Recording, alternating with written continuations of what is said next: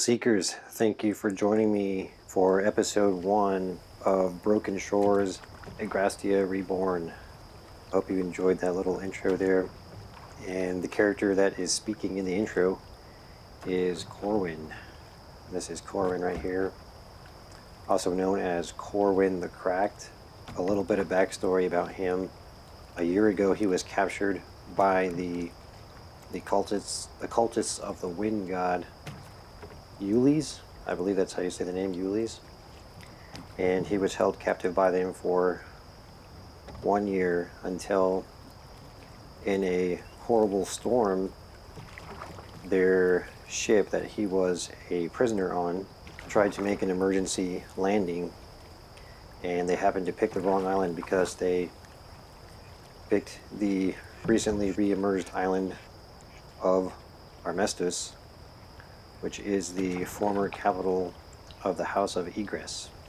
And the Egrastean Navy has a blockade on the island. And so they were warned to go back, but in the chaos of the storm, either they were too afraid to leave the island, or they didn't know what was going on, and the Egrastean Navy destroyed their boat. And Corwin had a chance to escape while their ship was being attacked. In the process of that, he found an enchanted spear. That enchanted spear is the weapon that he has to start with. Now, actually, he rolled this in character creation, but that's how I'm playing it in the story.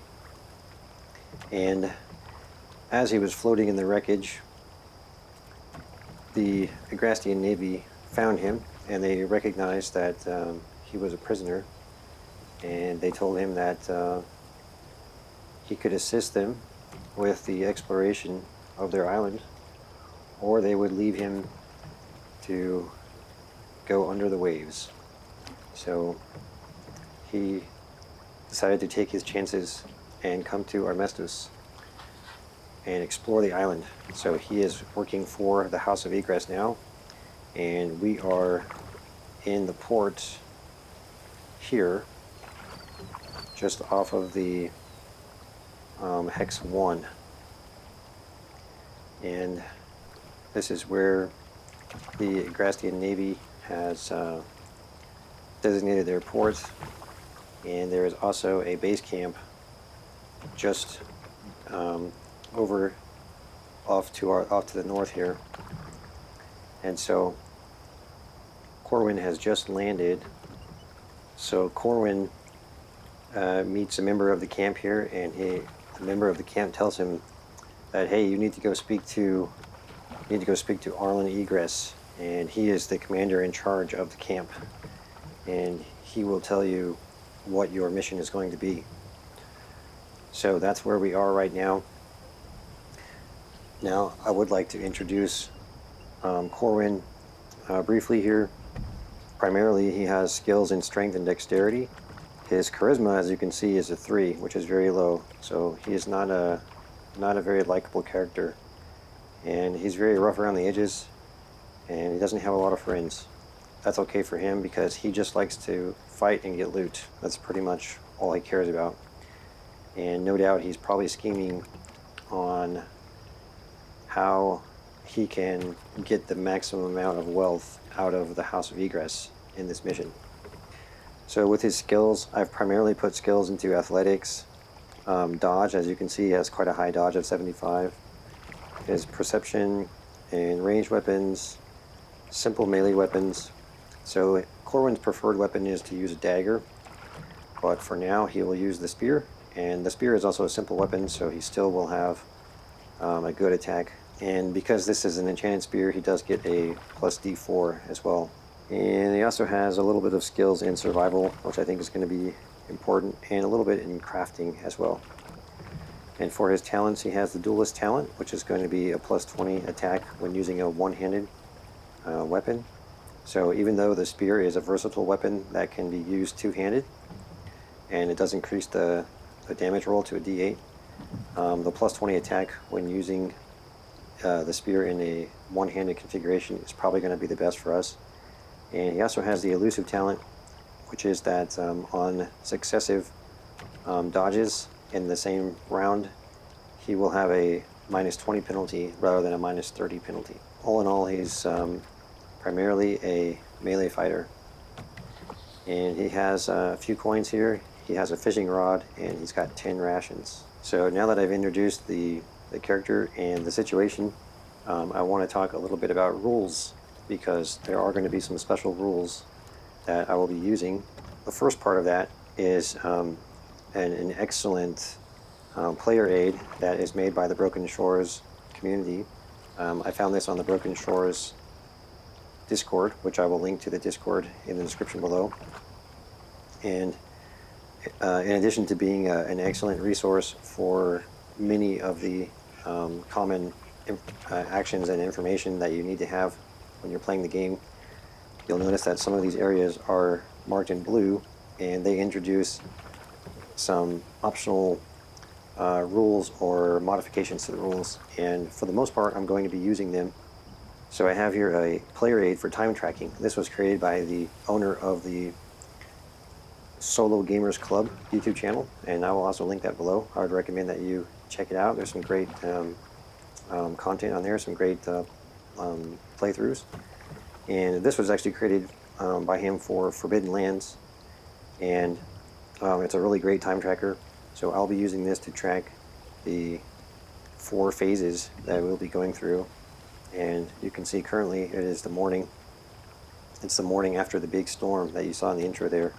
So in addition to some small rule changes that are in this player aid, the largest amount of changes that I'll be introducing to the game are going to be in combat, and that's primarily going to come from the upcoming sort of spin-off or expansion to Ker Nethalas, which is Carnage and Aether, the Revenants of Veldonia. This is tactical arena battles in the world of Ker Nethalas. So I will be introducing some combat rules from Carnage and Aether into Broken Shores. Now, Broken Shores has rules for tactical combat, and Carnage and Aether is also a tactical combat game. So I'm going to be spicing up the tactical combat, and in the testing that I've done, it's a lot of fun. If I do need to make some other changes to it as we go through the playthrough, I will do that. And in addition to that, I will also be using a little bit of rules from Ker Nethalas here and there, mostly things that just kind of make things a little bit more exciting, and mostly to do with combat. But I will also be introducing some things with character progression that are taken from Ker Nethalas. So, and one final thing is that Broken Shores is really a great sandbox because it has so many rules for travel, all different kinds of travel over land, over sea, boats, and ruins generation, dungeon generation, just all kinds of things that create this sort of large framework for a world. And so this playthrough for me is largely about kind of how I am sort of mixing and matching and blending rules together and really just having a lot of fun. So with that being said, that's the introduction, and now we will move over to the base camp and begin our adventure here on the island. Welcome to the base camp. So the base camp is the first hex that you start in Egrastea Reborn. This is where we'll begin our adventure. There are a few rules about exploring Armestos that are different than the rules that you will normally have when you're playing Broken Shores, which usually is going to be based on ocean exploration. And then you will go out and find islands and other points of interest as you explore with your vessel. But since we'll be playing Egrastea Reborn, there are a few rules that we'll be using here. And the first one is, of course, that we'll be using the provided map of Armestos. Normally, you would need to generate the size and the content of an island, but in this case, we won't need to be doing that. But Broken Shores does have some excellent rules for generating islands. And in this case, we also don't need to roll for terrain, because the terrain is already described for us. And you can see here that the terrain of Hex 1 is typically cleared ruins mixed with underwater vegetation. And you'll find that actually in many of the environments or terrain that you'll see on Armistice, is that there's underwater vegetation and sort of this general undersea kind of look to everything, because it was all just recently emerged from the ocean, and it actually provides a pretty cool kind of unique environment to how things look. So we can explore, we can camp, and we can forage, and there are some other actions as well that you can perform, and these are typical actions that you would perform in the base game, but those things will be a little bit different here because we already have content provided to us. So when we explore, we'll be going through the content that we have. And when we are backtracking or otherwise passing through a hex, so when we're passing through a hex that we are not going to explore in, we'll be rolling a d20, and a 1 to 5 means that we'll be attacked by a group of rotting dead. So the rotting dead are kind of the most common enemies that are roving this island, and so we'll be encountering those in place of the usual tables that you would roll on in the base game. So the PC, the player character, is dropped off at Hex 1, and we're free to leave the island whenever we want, and we can also travel anywhere we want around it. And for the purpose of this playthrough, I won't be using a vessel. I won't have a ship or of any kind, because we'll be strictly doing an overland adventure. And I've tried to come up with sort of a limit to this playthrough, because I think it would be a little bit outside the scope of this playthrough of what of going through this entire campaign. So one thing that you can do on the island, as you're accomplishing certain tasks, you will get something known as standing, and when you get more standing with the House of Egress, that represents your success in exploring the island and dealing with some of the problems there on the island. And so if you do things like clearing a hex, you get plus D4 standing, or defeating one of the undead, you get plus 1 standing. Saving a member of the House of Egress, you get plus D4 standing. Recovering an Egrestean relic, you get plus D4 standing. And killing a member of the House of Egress, you will get minus 50 standing. So we definitely don't want to do that if we can avoid it. But as we gain standing, it's going to unlock rewards for us. So like at 20 standing, the PC can gain access to the standard Egrestean merchant. And so this is a place where you can buy some, standard items and things like that. So that's probably a goal that we would want to go for, because there is a merchant actually here in the base camp, but we have not unlocked that yet. And so then at 40 standing, you have access to a quartermaster, and that's going to give you some better items. At 60 standing, you can have an Egrestean follower, and it continues on. And so what I have kind of set for the purpose of this playthrough is that probably sometime between 20 and 40 standing, somewhere in that range, is where I will set as an end goal for the playthrough. Either that, or maybe exploring something in the order of around 15 to 20 hexes. So that's going to be our goal for this playthrough. So now that we're here in the base camp, the House of Egress has set their camp here, and there are makeshift buildings and tents covering the area, but the characteristic Egrestean efficiency is visible everywhere, and several more permanent buildings are being erected. A security perimeter surrounds the camp, fending off the many threats that seem to constantly pour from all corners of the island. So they have this small foothold here, and they have to have pretty good security, and they have to work pretty hard to maintain this foothold on the island in the face of very vicious undead and just the harsh nature of this island here.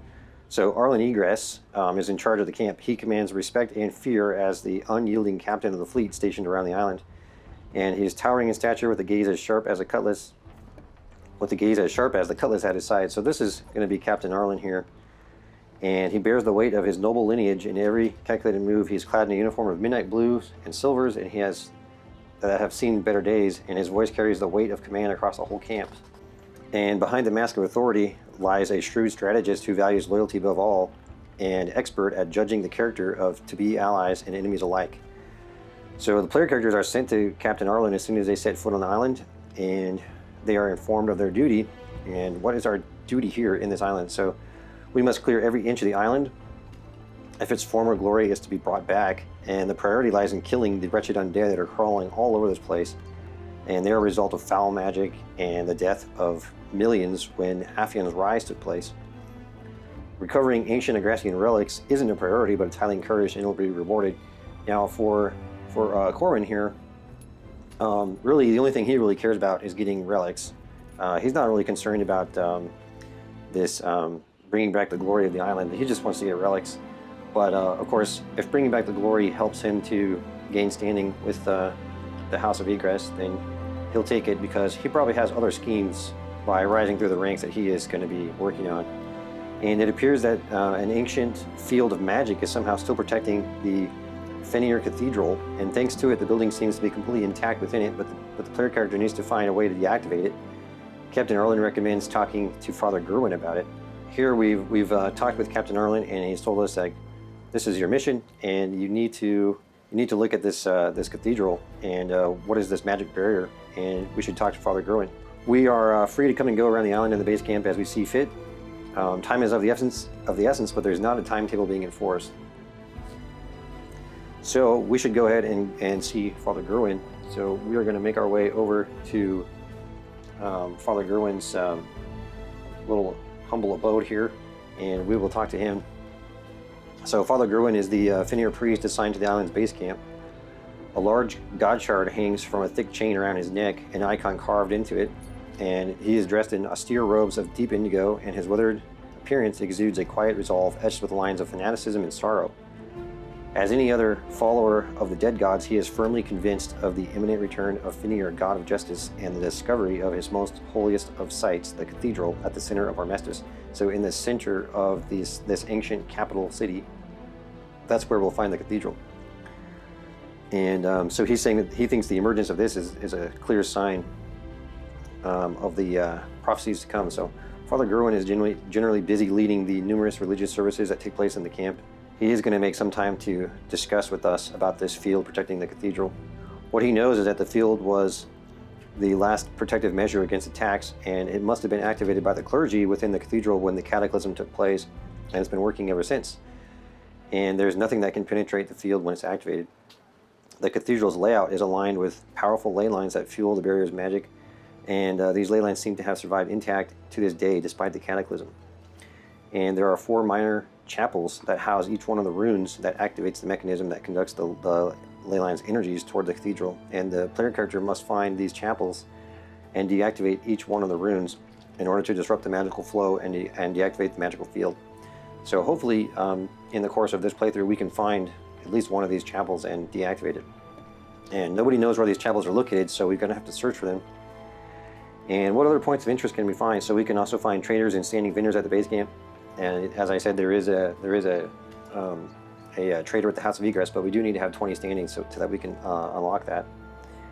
And we can also have free housing here, so anytime we need, we can come here and rest. And that is going to be important because there are some survival mechanisms that you need to be aware of as you are making your way around the island. So that's going to complete our work here in the base camp. And now we are going to want to venture out to Hex 2, which is going to be the ruined street. Now we are going to make our way out of the camp, out of the safety of the camp, and into the island. Okay, so here we are in Hex number 2, which is the ruined street. And Corwin is wondering what horrors await him. He's certainly on guard as he knows that this island is crawling with undead. Now there's a few things that we need to do here for the sake of our survival and travel. Now Broken Shores does have some survival rules for traveling. We also have some rules with time and with our phases. So here we have the 4 phases, and we started in the morning at the base camp. Or normally you would use about a half day to travel a hex. And in this case, we'll say that starting from the base camp already gave us a half-day head start, so we needed to spend half a day to arrive here, and it is now daytime.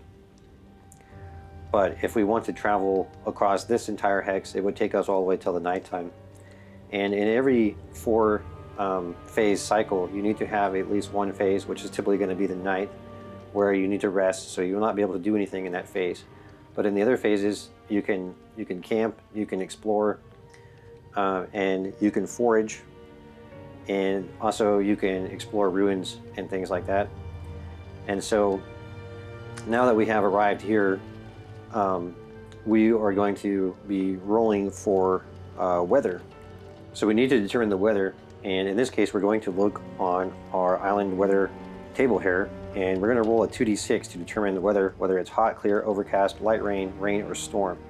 I have not found very specific things that happen to you, sort of status modifiers for each kind of weather. There are more rules with weather when you are on the ocean, when you're exploring in your vessel, and the certain kinds of weather will damage your vessel.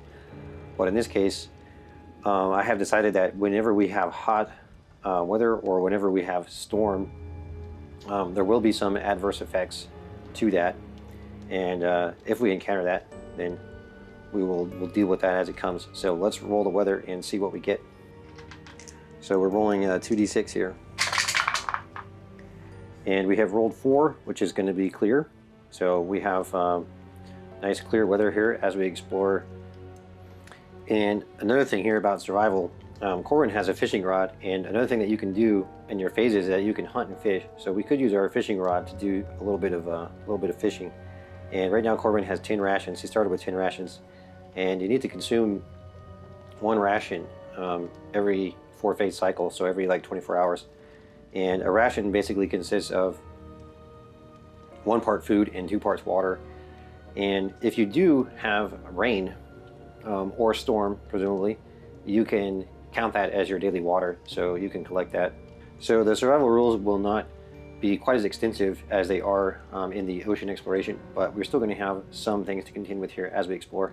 So we are now here in Hex 2, and you can see that Hex 2 is basically kind of a village area, and we have a main street, and we have these this village, which is now basically ruins, as you can see here.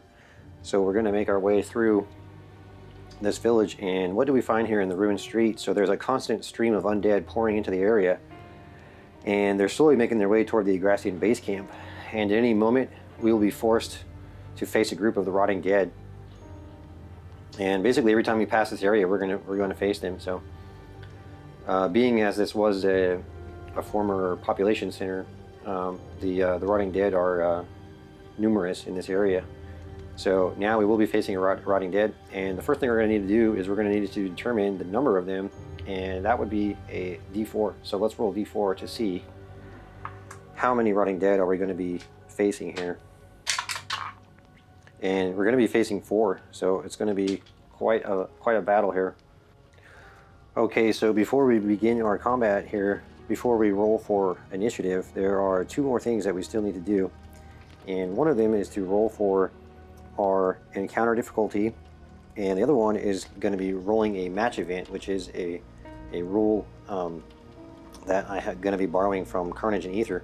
Here we are with the encounter difficulty, and this is quite fun as it adds a little bit of surprise and variety, and hopefully we're not going to have an overwhelming difficulty, because I'll probably have to run away from the fight, but we'll see what happens here. And we're going to need to roll a d20.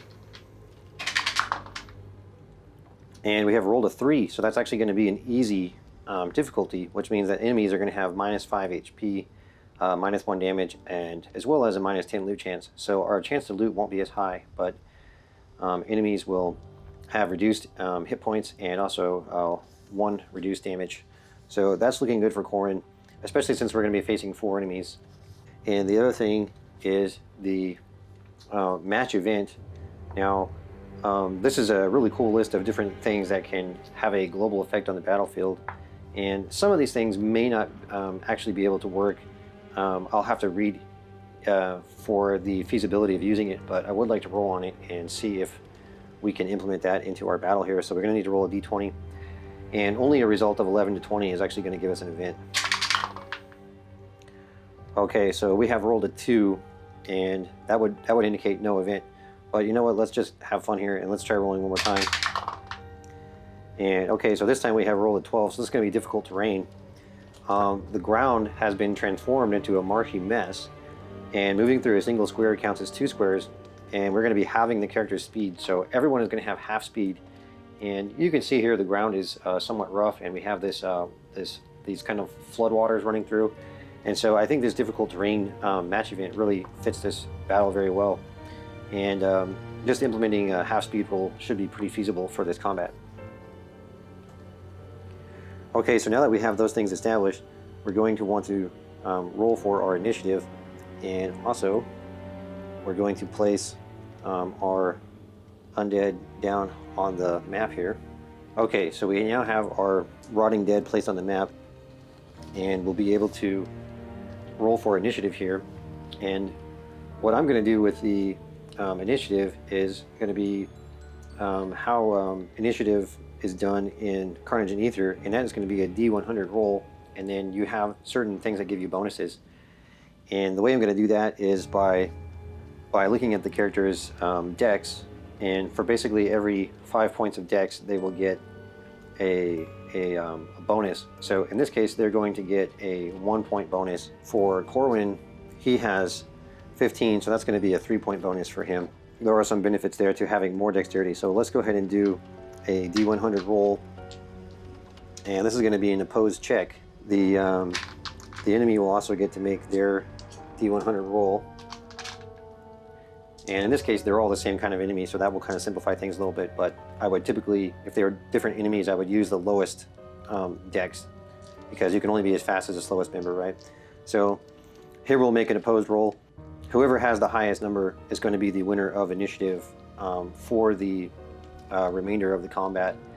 And it would be fun also to implement some kind of rules that can change initiative, and that's something I may think about as we go forward. But let's go ahead and make this roll here. Okay, so the Rotting Dead have rolled a 30, and Gerwin has rolled, I believe, a 13. Now with his bonus, that's only going to be 16, and the Rotting Dead have a roll of 31, so the Rotting Dead will be going first, and they have won the initiative here. So now we're ready to start the fight, and one thing we have to remember is that there is going to be half speed for everyone involved here. Okay, now for the Rotting Dead, they have a dex score of 7, and if we double that, that's going to give them their speed, their base speed, which is going to be 14. But in this case, we are on half speed, so their speed is only going to be 7. Okay, so with the Rotting Dead speed of 7, they're basically going to be able to move one hex, 1 square, which is going to be 5 feet.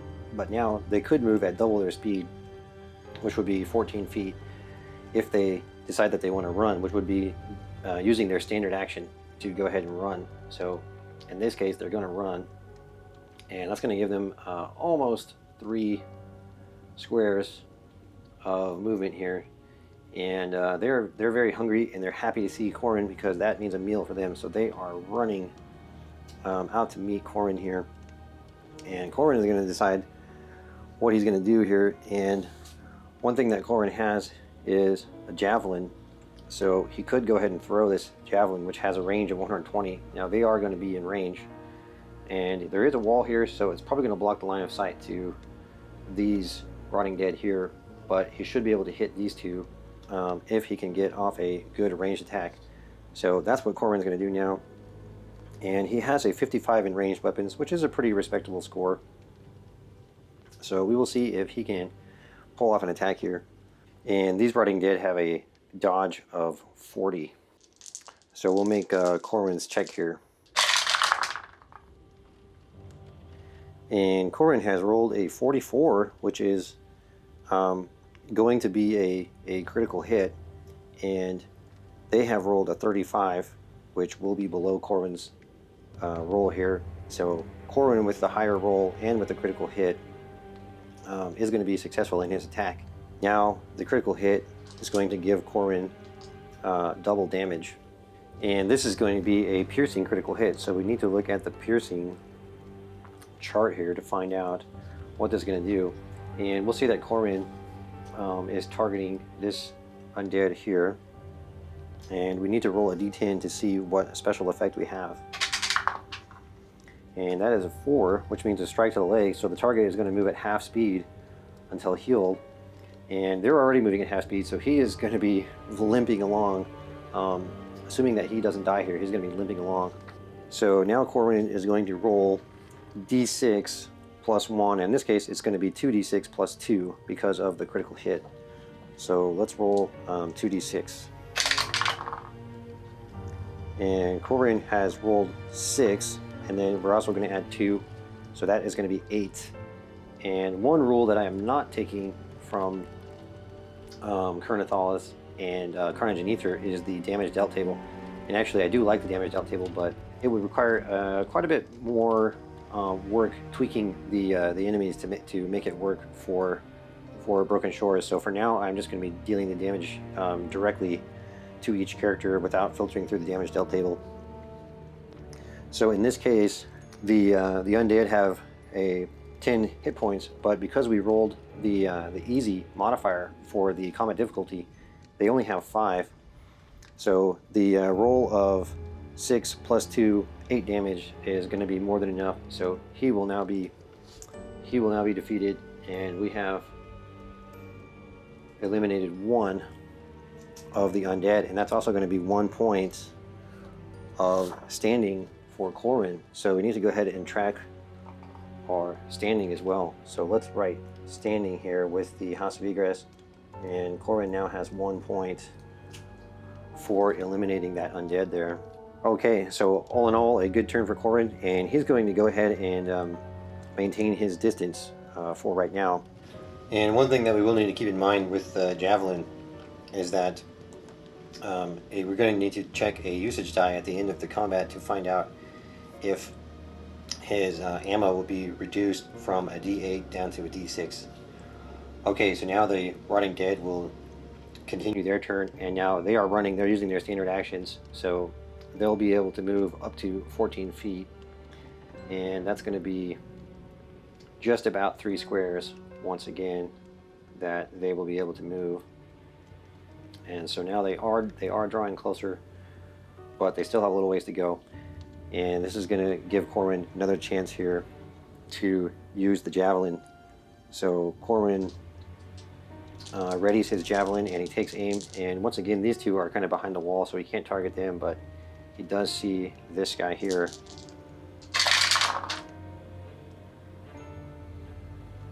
And that is going to be a 35 for Gerwin, which will be within his skill of 55. And this is going to be a 68 on the dodge for the undead, which he has gone over his dodge of 40. So it will not be a successful dodge for him. So in this case, Gerwin will hit. Another thing that we can do is that we can roll for a hit location. And a 7 is not going to be a hit to the head, so we're looking for a 19 or 20 to get a hit to the head, which would give us a critical hit. So this is just going to be a kind of a standard hit to the body or an arm or a leg or something like that. We'll now roll for damage, and that's going to be d6 plus 1. And that's a 5, and then our damage total is going to be a 6. So this undead with his HP of 5, because remember we have the easy, we rolled the easy difficulty and counter difficulty, he will be defeated. And that is going to mean 1 more standing for Gerwin. So he is now up to 2 standing. 2 standing with House of Egress. Okay, now it's going to be the next turn for the undead. And once again, they are going to run, and they'll be able to move just about 3 squares. And so at this point, maybe Gerwin can hear them coming, but he doesn't really see them clearly. He doesn't know for sure if they're there. So he probably wants to try to get a better look at them. So he's going to go ahead and move. And with the half speed, he'd be able to move up to 15 feet. So here right now he's going to move about, yeah, he'll be able to move 15 feet here. And that's now going to give him a line of sight to attack this undead with his javelin. He is not running, so it's not going to cost him a standard action to go ahead and make this movement. So now Gerwin will go for his attack here. And that is going to be a 4, which is a pretty low roll, but it is still within his skill. And then a 68 for the undead. So the undead, once again, they have rolled above their skill, so that's a failure for their dodge. So Corwin will hit here again, and we'll also roll for the hit location. And that was close to a 20, but it rolled over to a 2. So it's not going to be a critical hit, but we will go ahead and roll the d6. And that's going to be a 5, plus 1 will be 6. And so this undead will be eliminated. So Corwin is doing really well here, and that's going to be another standing for him, up to 3 standing. And now this undead is running full out to try to get to Corwin, try to get some yummy brains to eat before Corwin hits them with the javelin. So Corwin can see with a clear line of sight here, so he's once again going to go for an attack with his javelin. And 55, and that will be a critical hit, and Corwin's skill is 55, so that's right on the money there. And they have made a dodge roll of 39, which would be within their range. It would be a successful dodge, but with the critical hit is going to be an automatic strike. And these critical hit rolls I'm using are modified from, these are from Ker Nethalas, and they're also very similar to what is in Carnage Aether, because normally in Broken Shores you would roll a 1 to 5 to get a critical hit, but I'm playing that if you roll doubles you get a critical hit. Another thing as well with doubles, you can mark a skill for improvement. So the ranged weapons, this is the only skill we've been using, we have already rolled a critical before, so that's now being marked for improvement. Alright, so now Corwin is going to roll a 2d6, and there'll also be a +2 added on. So that's going to be 8, and then +2, that's 10. And then once again they have an HP of 5, so he will eliminate the last one, and all in all, a really great battle for Corwin there, and he's already got 4 standing. So these guys, the Running Dead, they will drop some mundane loot. They have a 50% chance of dropping mundane loot. So we're going to roll a d6, and on a 1 to 3 we will get nothing, and on a 3 to 6 we will get some loot. Okay, 1 to 3, so we did not get any loot from them. Now we have cleared out this hex for the time being, but when we have to move back into this hex, we will have to face them again. So that's going to complete our first little foray into the island, and Corwin really having a great battle there and doing well.